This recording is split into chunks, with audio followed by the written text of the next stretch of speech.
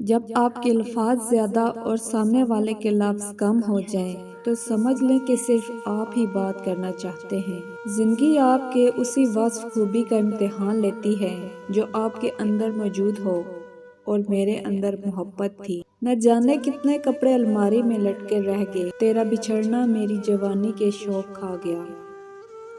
صبر ایک عظیم مرتبہ ہے اور کسی کا صبر آزمانے کا گناہ اس سے کہیں زیادہ ہے۔ ہم ایسے معاشرے میں رہتے ہیں جہاں آپ کو دو وجوہات کی بنا پر یاد رکھا جاتا ہے، ایک دکھ میں اور دوسرا خوشی میں۔ ہمارا المیہ یہ ہے کہ ہم کسی کے دکھ پہ خوش ہوتے ہیں اور کسی کو خوش دیکھ کر دکھی ہو جاتے ہیں۔ ہماری زندگی میں بے چینی کی ایک بڑی وجہ یہ بھی ہے کہ ہم نے جہاں ہے وہاں ہونا سیکھا ہی نہیں۔ سارا وقت یا تو ماضی میں ہوتے ہیں یا مستقبل میں، اگر نہیں ہوتے تو بس حال میں ہی نہیں ہوتے۔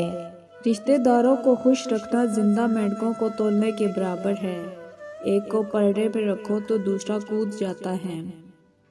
عورت سے پاکیزگی کا دعویٰ کرنے والے اپنی پاکیزگی کیسے ثابت کریں گے؟